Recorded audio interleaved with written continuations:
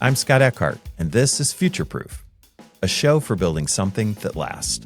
Let's get into it.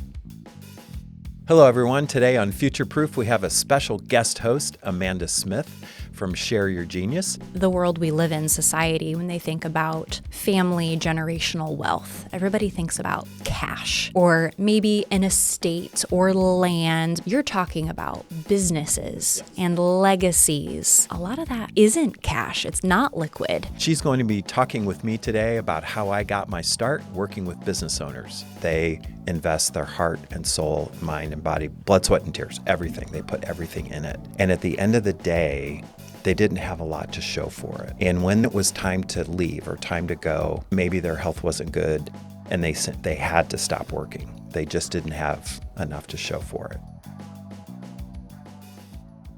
Well, welcome back to Future Proof. Audience, we've got a little bit of a surprise for you today. I am Amanda Smith. I am one of the people behind the show, and I am coming to the front of the show to give you a little bit of a treat. We're flipping the script here, and I am playing the part as host, and your usual host, Scott Eckart, is going to be the guest today. Oh, wow. Are you ready for it? Yeah. I think so. Okay, so the reason why we decided to do this, Scott is really, really great at having guests on and sharing a little bit more about their experiences and what they're going through, but we wanted to give you the opportunity to learn a little bit more about Scott and why he is doing what he does and his passion for the people that he helps. And I promise we're going to get to some very, very important, I'd say, takeaways. Scott, some of the things that you have told me in just building a business, just mindset, how do you actually make sure that you're future-proofing your business and what that means for the legacy that you leave. So those are just three small things that I know we're going to get to and more. You ready? I am. And I do have to say what a pleasure it's been working with Share Your Genius, which is your company. You have brought my dream to life, I guess is the best way to put it. You have exceeded my expectations in every way, and working with Share Your Genius with Rachel and with you and the team has been everything I hope for and more. So, yeah. That's very sweet of you to say. That's what we live for, right? Yeah. The company is named Share Your Genius for a reason. And hey, we're getting ready to do that right here. Yeah. All right. So let's get going. Okay. So, Scott, I have known you for a short amount of time, but I feel like there are some things from your past that are just really important to where you've gotten today. So before we get to how that has influenced you, you told me a story not too long ago about sea turtles. Tell me that story about sea turtles and why that's so relevant to what you do. The sea turtle. So if you are not driving a car, you can close your eyes and imagine a very beautiful, peaceful beach. Okay. And there is a ridge of kind of a bump in the sand, and all of a sudden there's this motion and things are happening and the sand starts to kind of move. And so these eggs are buried, right? And they're left alone, which is kind of a key theme here, right? They're left alone, and all of a sudden hundreds of eggs start to open up, kind of almost like a switch has been flipped.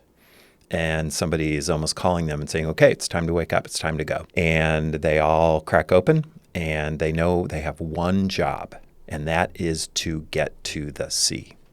Okay, so whether it's Hawaii, whether it's Mexico, wherever these turtles have been left, hatched, right?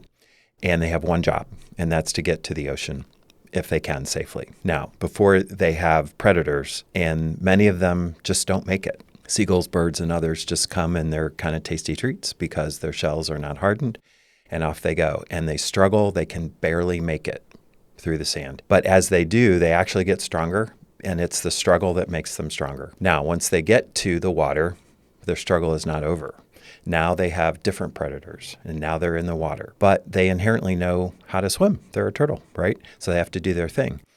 But they're new predators, and so the more that they struggle, the stronger that they get, and they know how to swim, but there's nobody there to teach them.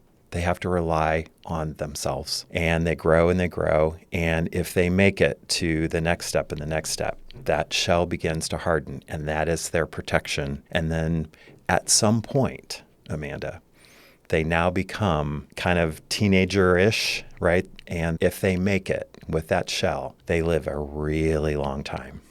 And I have had the fortunate opportunity, my wife and I, to be able to travel to these places. And the one thing that always nourishes my soul is to go and swim with these sea turtles and watch them. And they are these beautiful creatures. And many of them, the ones that I see, are probably 80, 90, 100 years old. And they have made it. And so they are my spirit animal. They are what I identify with and their struggle. And they didn't get a lot of help, but they're here and they're strong and they're beautiful. And that is the power of the sea turtle. And so what I have learned from that, I guess, is that when you lean into struggle, you get stronger. I have a lot of sea turtle moments. And now we had 3 sea turtles of our own, and now they have their own sea turtles. So we have 6 little sea turtles going. And sometimes you want to help your kids through their struggles, but you can't because they have to make it, and you can help them. But it's a beautiful cycle that just kind of goes. And so I love the sea turtle because of the struggle, and you lean into that and you get stronger and stronger. So it's the power of the sea turtle. Okay, so I definitely can see the tie of sea turtles and making it against all odds and building a legacy, which for sea turtles is your life, right? Yeah, right. To pass on then to others. So we're going to get to that in a second for other businesses. Yeah. But can you tell me on a personal level, you said you've got several sea turtle moments. What have been a couple of those formulative moments in your life of struggle and then overcoming that? Yeah. So without going into, I was a victim or, that kind of thing. But, bullying is real. And when you grow up and you're different than others and you don't have the skills that maybe the adults around you think that you should have, you kind of wonder what your purpose is. And you wonder, why am I here? And you don't get much support. It's hard to be bullied by kids, but it's also really hard to be bullied by adults, and those that happen to be in your family, and you don't get that kind of support. And, adults can be dream makers or dream killers. And so when you have dream killers there and you have an idea and someone just looks at you and says no, that's a moment at which you really, at least I did, second guessed really everything. And so you're left to your own devices and wondering, do I have skills? And if I have them, are they worth anything? And what should I do? So one sea turtle moment was I went to college orientation and I was just sent and told to go. And I didn't know until the morning that you wake up and you go to this, that parents went with you. And I looked around and every other incoming freshman had at least one, if not 2 parents that were there with them. I had no idea, Amanda, that a parent would do that. So here I was with some book and you were supposed to pick things. And do you know how alone I felt in that moment? Yeah, you're an 18-year-old. Yeah. You don't know what you're doing. I had no idea. Yeah. That was a definite sea turtle moment. And I thought, well, I guess I'll figure it out. And I did, but very insecure and had no idea if I were making any of the right choices. And I just kind of kept that all inside. I didn't even really say anything. But the amount of loneliness that I felt at that point was quite staggering. Yeah, I can only imagine. I mean, I think back to my freshman, year, and it's like I was calling my parents all the time. Like, hey, what do you think about this? Hey, what do you think about that? And until you don't have it, you don't really realize how important that support system is. So let's fast forward a little bit to the work that you do and the business that you have built. Tell me a little bit more about why you decided to start your business. Yeah. So as a financial advisor, we do lots of things and lots of basic things. But and I think I've told the story in various ways and ideas that when I finished my MBA, I went and worked in corporate America. And I realized quickly that I made a bad employee because I asked the why question one too many times. And I was invited to leave, right? Which is putting it nicely. And it was right after 9/11, and this small consulting company I was working with was contracting. And so they called me in on a Friday and they said, thanks for playing in our game. Here's your last check and you can leave now. So with the stroke of a pen, I lost my health insurance, my life insurance, my disability, and any retirement that I had. And you walk out the door and you think, okay, that company had complete and total control over my life.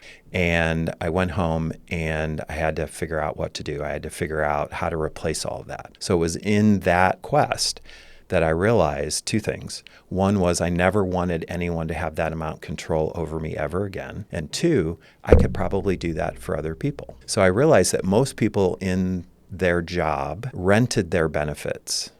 They didn't actually own them. Tell me about that. Okay, so when you go to work for someone else and they say, okay, as long as you're with us, we'll provide this for you. But as soon as you leave, or more importantly, we're done with you and we ask you to leave, you have nothing. So I realized that I could do that for other people. I could help educate them. And I've often said, Amanda, that I'm a terrible salesperson, but I'm a really good educator. So if you educate people, you never have to sell.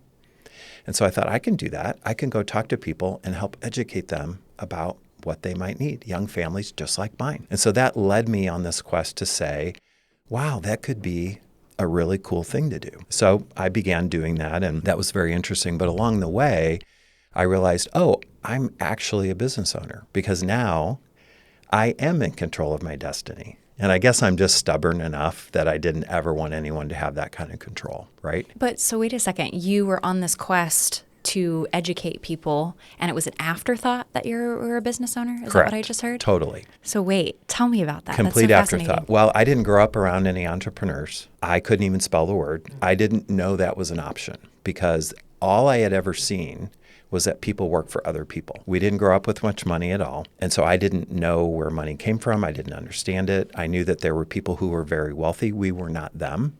And you drive by big houses and, people with fancy cars. I didn't know where that came from. So I just assumed that everyone worked for someone else. I didn't know that you could work for yourself until I started doing it. And then one day I realized, wait, I actually own my own little thing, my own little business. And I make the decisions. And the coolest thing was that I could go to all of my kids' plays and baseball games and parent-teacher conferences, which was another sea turtle moment for me because they didn't come to my stuff as much. And that really bothered me. So the one thing I told myself was, I'm not going to miss stuff. So as a business owner, you get to control your schedule. So if I want to go to a parent-teacher conference in the middle of the day, I can do that. That freedom, Amanda, was mind-blowing to me. So I get to choose what I want to do, when I want to do it, and I can go where I want to go. Okay, so you're a business owner now. You discovered what being an entrepreneur meant for you, and you designed that. Tell me why it's so important for you to work with other business owners, founders, people who have families. Why focus on that group so much? It's a circuitous route that I took, kind of through that. But as I looked at the unique challenges that business owners have, there's a couple things going on. One is they invest their heart and soul, mind and body, blood, sweat, and tears, everything. They put everything in it. And at the end of the day, they didn't have a lot to show for it. And when it was time to leave or time to go, maybe their health wasn't good and they had to stop working. They just didn't have enough to show for it. So I thought there has to be a better way to do that. So a friend of mine introduced me to this group called the Exit Planning Institute. And I thought, well, I need to retool. I want to really learn about that. And clients don't really care about initials after your name. And that's not why I did this. So I went off to training and I learned how to actually work with business owners specifically. They have unique challenges and unique opportunities. But what it really boils down to is that they care about everybody else, but nobody cares about them. So I realized that I could position myself as someone who is solely focused on the business owner. And when I began having conversations with business owners about, let me care for you, it was pretty easy for them to say, yeah, I want you to help me. Did you feel that way as a business owner? Like, oh, wow, sea turtle moment. I'm the only person who's going to save me. I'm the only person who's going to help me. Did you feel, even in that freedom, did you feel some of that loneliness and isolation? I did. Tell me about that. Yeah. So in this business, it can be very lonely if you're not careful. And so very quickly, I realized that I needed to have great people around me. And there's one person in particular, his name is Gerald, that I met years ago in this school that I went to. Okay. We talk every Tuesday morning at 7:30. We have for years. Have you read the book Tuesdays with Maury by Mitch Albom? I know that. You totally should, okay. specifically because you said that. Yes. Sorry to interrupt you. So, no, he is my great friend. And so people like that. And he is a business owner. We work together actually. But, and you can say misery loves company, but actually success loves company too. And it's people like him who together we're not lonely anymore because we understand every single day what we signed up for. So very quickly I realized if I'm going to do this, I need to have great people like Gerald around me. And I did that. And so people like him and a couple others, one of them's named Greg. He has been there with me every step of the way. And so you get great people around you who you can go to and say, you know what, I'm having a really bad day. I need you to talk me back into the game. Michelle Wallace, in her book, Mattering, she talks about cornermen. And this is a new term to me. But in the boxing ring, there's the person who stands in the corner who, when the bell rings and they go to get, water or whatever, the cornerman is the one who whispers in the boxer's ear and says, you can do this, get back in the ring. And sometimes they have to say, you're not doing so good. Lift your hands, do the thing. But Gerald's a cornerman, Greg's a cornerman, okay? And they're the ones that, I say, look, I can't do this. And they're like, yeah, you can. You need to put some steel in your spine. Get back in there. And that's what they have done for me. So something that came to mind to me as you're saying that is like everybody thinks of the coach. Now, I don't want to discount that you do need coaches. You do need those people who are helping you prep, helping you do all those things. But just as important are your cornermen, right? To keep you going. When the coach is on the sidelines kind of helping do the plays, I'm terrible at sports, so these analogies right. No, probably aren't crossing good. over. You're good. But you get what I mean, Yeah. right? Yeah. And the thing that I have known or heard a lot about that's been really important just for me and my growth is who are your core 5? There are 5 people that you have in your life that you go to, and you may be for different reasons, but you have that core 5. You have to. So leads me to my next question. You started to then educate, help business owners by saying, hey, let me care about you. You're a core 5. What were some of those early breakthroughs, aha moments where you were like, oh my gosh, this is my purpose? This is going to probably surprise you, but I could actually make money doing it, which might sound a little crass, but I did have a friend early on who was a very dear friend, and I told him what I was doing, and he said, well, Scott, how many times are you going to, reimagine yourself?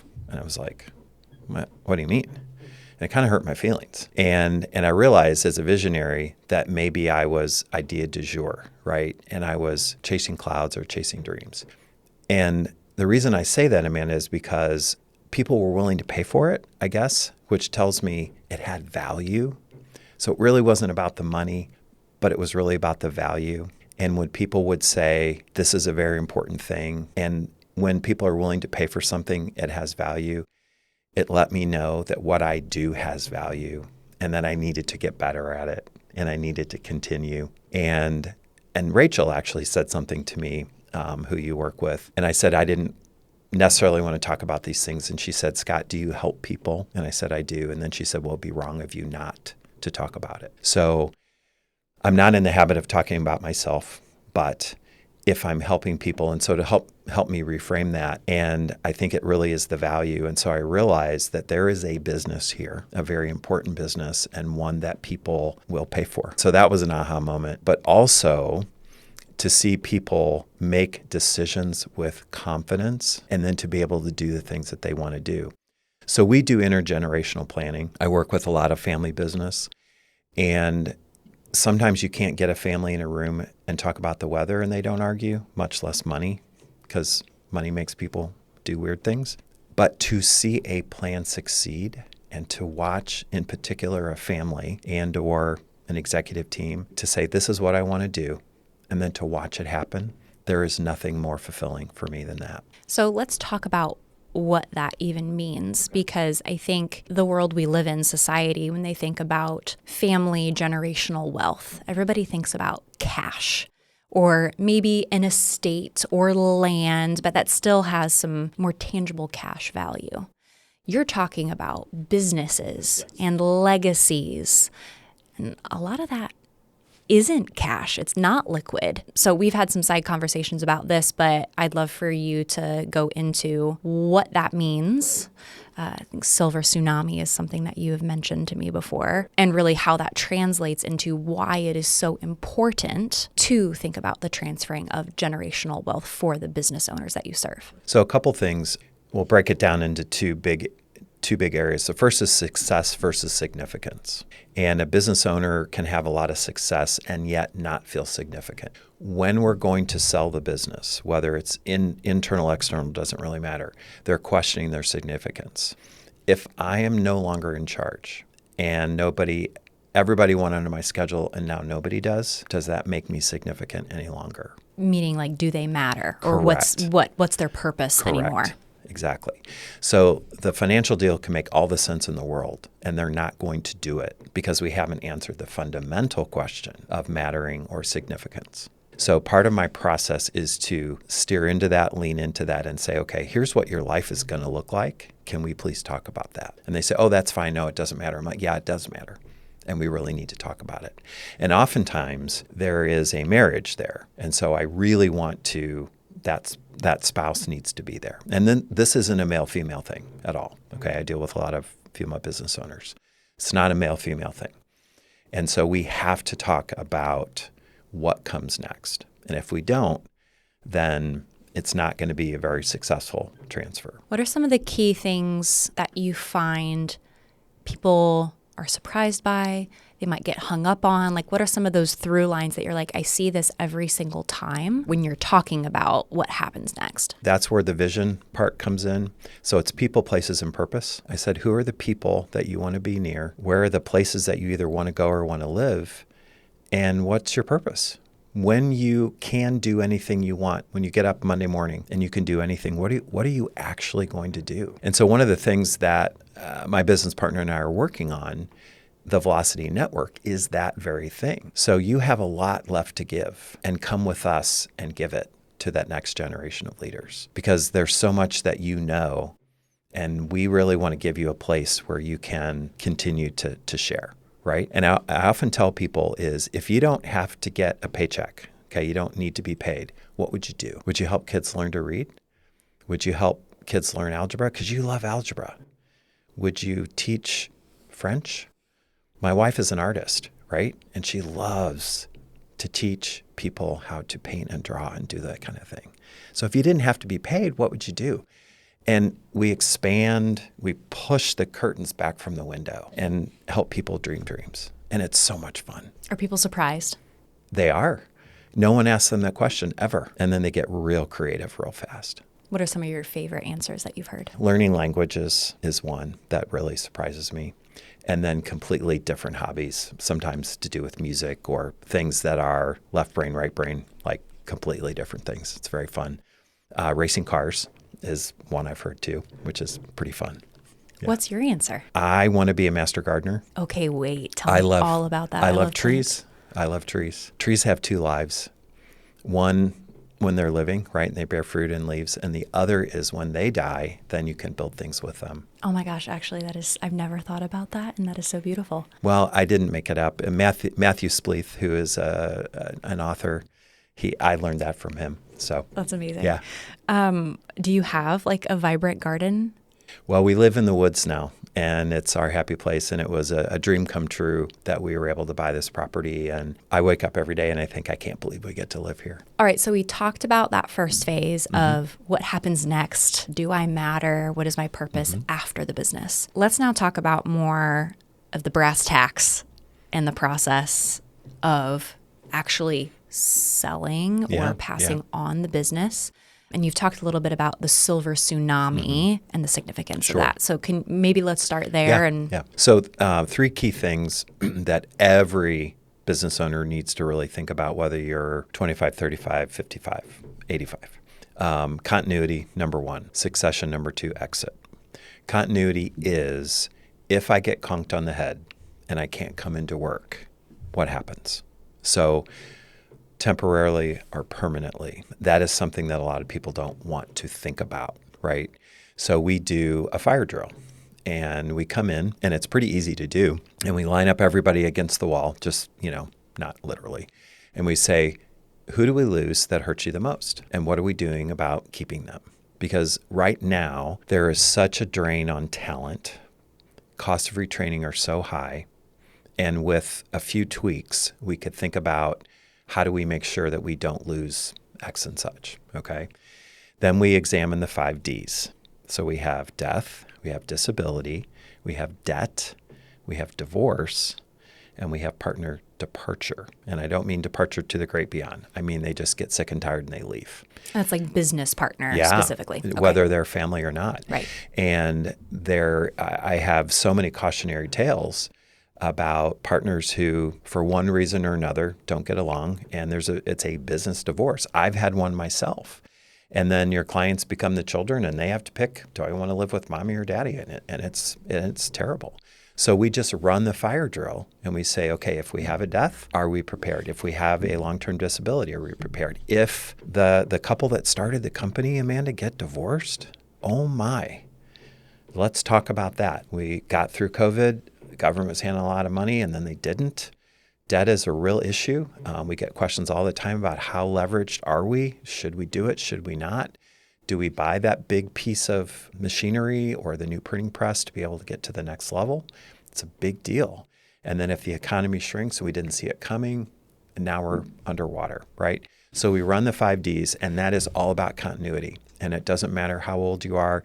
Especially, it has nothing to do with exit. It has nothing to do with whether or not I'm going to hand this thing off. It's just common sense. Okay, that's like risk mitigation. Everybody needs a continuity plan. And so that's in case of emergency, break the glass. I mean, that's all that is. So we can do that very, very quickly. Then the second one is succession. Succession is a longer term plan where I am training my successor or not. And that is the gradual kind of layover. And that's where in family business, it's very interesting. The heir apparent is not always a family member. It's not always the next generation son or daughter. Sometimes it jumps to an in-law. I see that. Talk about awkward Thanksgiving dinner, right? That's very, very interesting. And so I have in family business, I have a maxim that says either the family runs the business or the business runs the family. You don't want it to be the second. So you want to I measure functionality or dysfunction of a family. And I help them, kind of work through that and have good communication. And then sometimes we have to go to the outside, to look for the successor. And then the biggest issue there is, will the owner admit it, come to it, okay? And just say, I'm looking, or announce it. Oftentimes they see that as a sign of weakness. I was working with one company where they actually lost a business because they didn't publicly announce their succession plan, because the owner clearly was an elderly person and they had the succession plan, but they didn't announce it. And so this big account went somewhere else because they said, oh, if that person is gone, they have no succession plan. Yeah, we're out. So succession planning can be a great marketing opportunity. Only companies don't understand that. And why do you think it's so hard for companies to think of a succession plan, or business owners to think of a succession plan as a positive, as a marketing opportunity or client retention opportunity? Why is that? Because the owner's ego gets in the way, because they love being in charge and they love it being about them. And what they're not realizing is they are not allowing the next leaders to emerge. The greatest gift that they can give is to allow the next leader to emerge. And that actually makes a company stronger, and it makes them stronger, that leader. They don't understand that it makes them look weak if they're not willing to announce succession. Okay, so then why is it so important for these business owners right now to be thinking about their contingency planning, their succession planning? Like,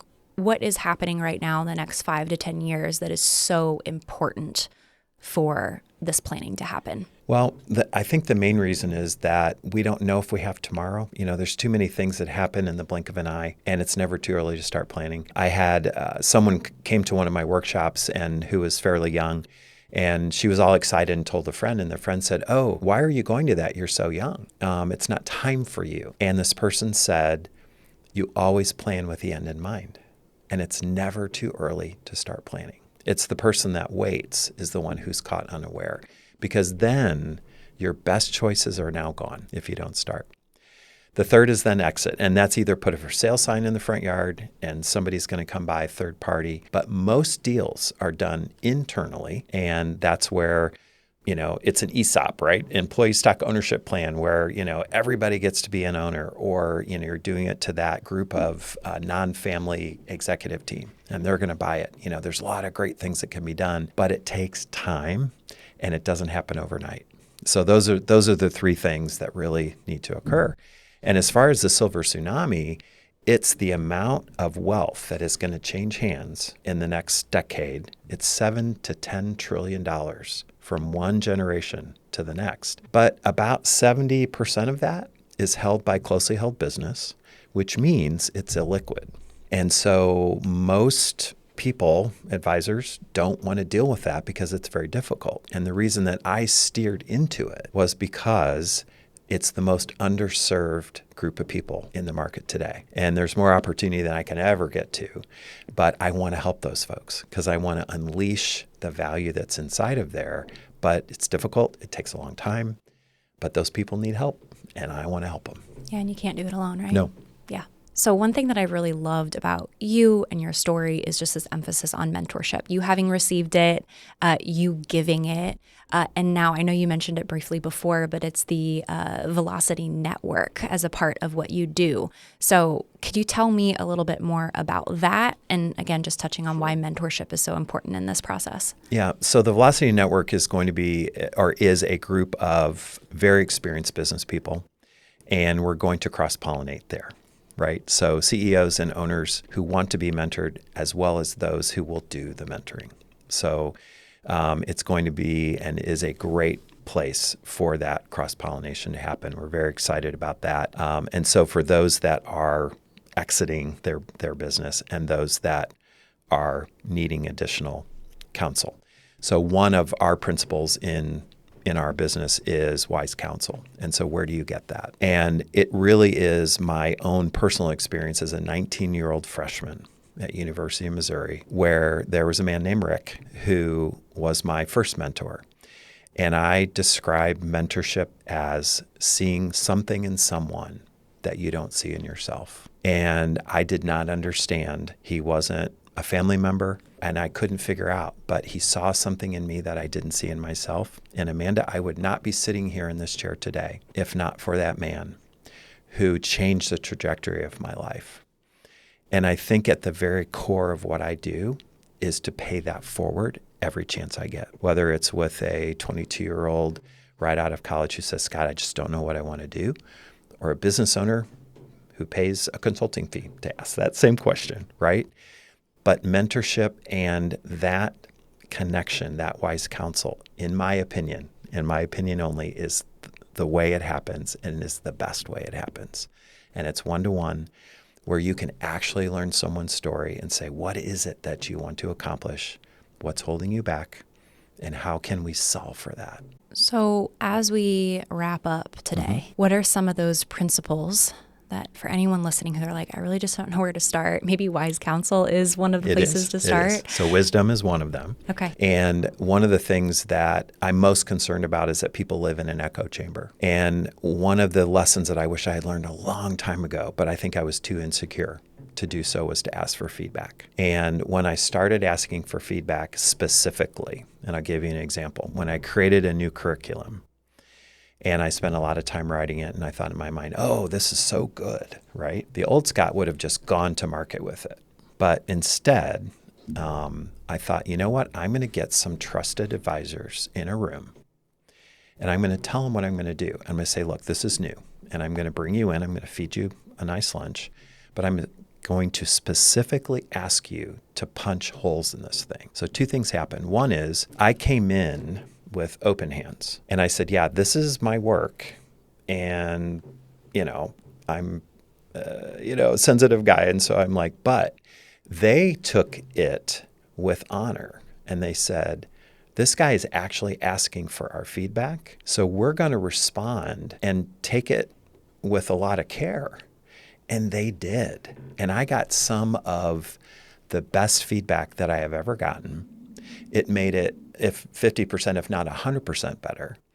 And I went in with a completely different mindset of learning. And it was such an epiphany for me. It was I'm like, why didn't I do this 20 years ago? And it was just because I was too insecure to do so. So my advice to anyone listening is learn how to honestly take feedback. If you ask for that and you tell people ahead of time, look, I'm going to give you something that I've written, that I've done, and I am going to ask you to respectfully help me make it better. People rise to the occasion and they understand, and they're going to put their best thoughts forward. And when I left that room, I was so encouraged by the criticism I received because it was constructive. It wasn't mean. It wasn't hurtful. It was constructive. And it was such a gift that they had given me their very best thoughts. And it was because these people are for me.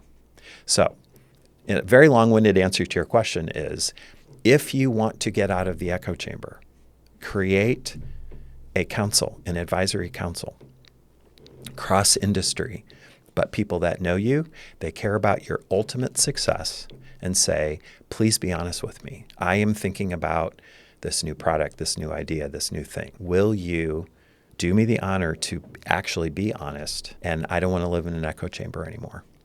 So that's number one. Number two is collaborate with givers. This is also something that I wish I had learned a long time ago. If I put my needs aside for the needs of others when it comes to business, and my favorite book in top 5 is Give and Take by Adam Grant. And if you haven't read it, you must do this, because he says there's 3 kinds of people in the world. There's givers, there's takers, and there's matchers. What are matchers? Matchers are people that say, Amanda, I'm going to help you only if you help me, but if you stop helping me, I'm not helping you anymore. Got it. They're the most dangerous. Now, we can all spot a taker. They just take, and they want nothing. They have no interest in helping you.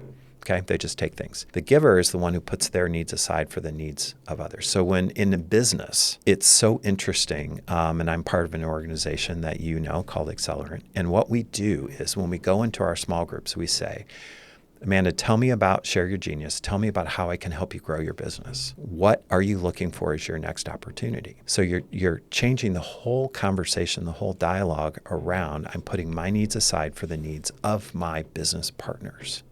So what happens there? The power balance shifts. The giver becomes actually the most powerful person in the room, which sounds like an odd thing to say, but it's actually true. Because now the person who is giving, people tend to move towards them. What happens?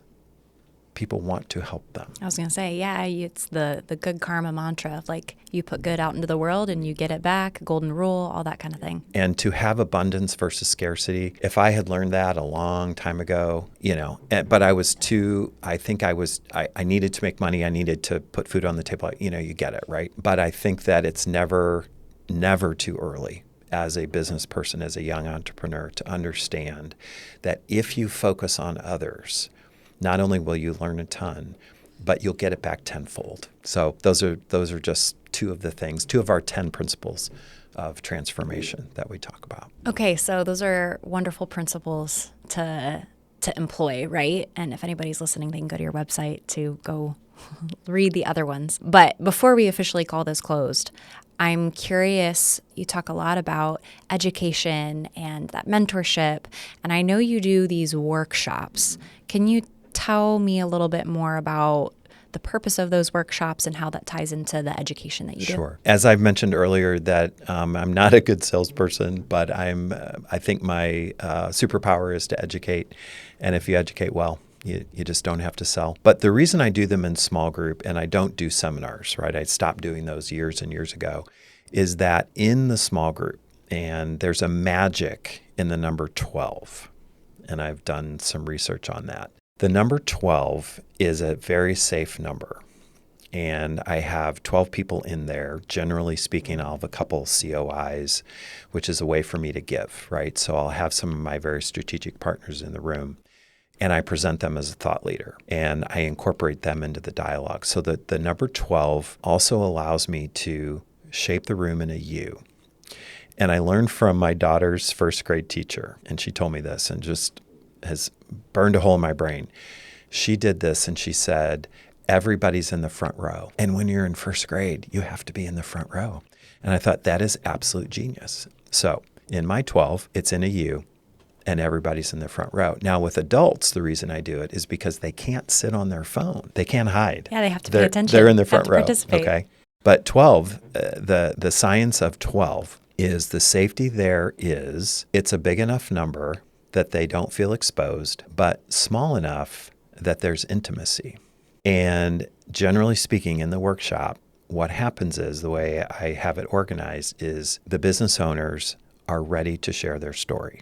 And they begin to talk about, when we go through the 10 principles, the actual mistakes they've made. And I'm, Amanda, fascinated by what people will share with perfect strangers in the room. And they're just waiting to be able to get some things off their chest, right? So that's kind of the magic of 12.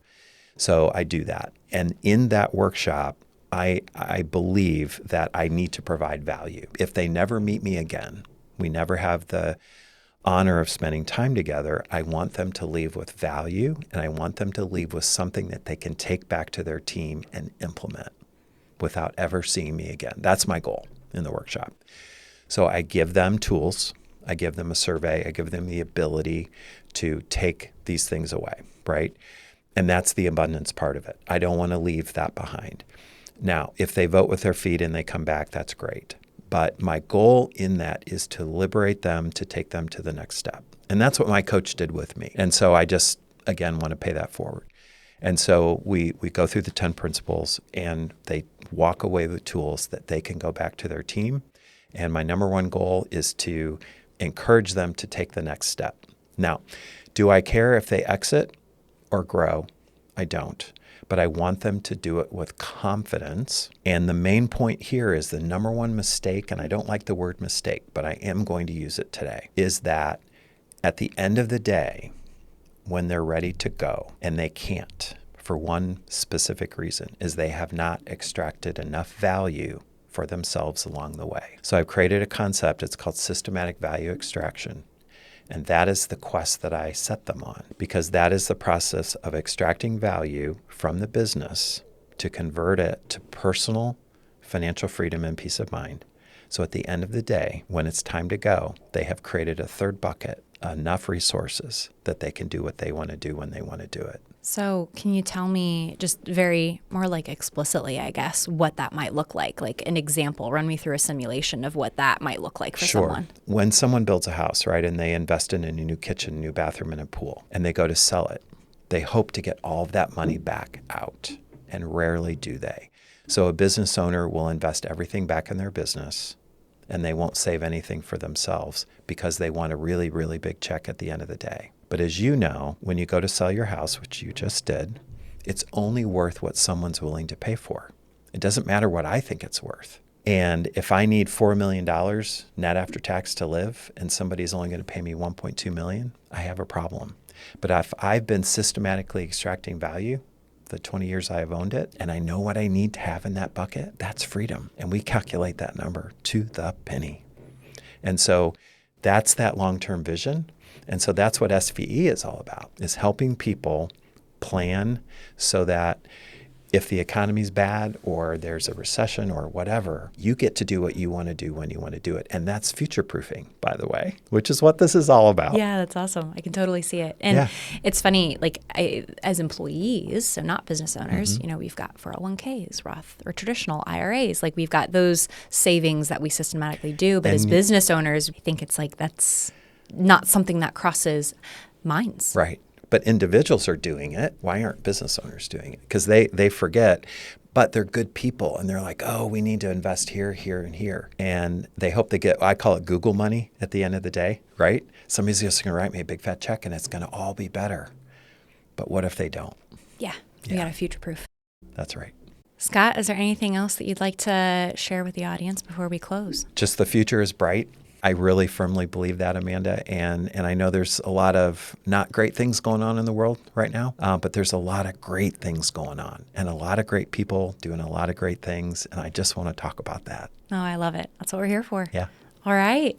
Thank you so much. Thank you. Thank you for listening today.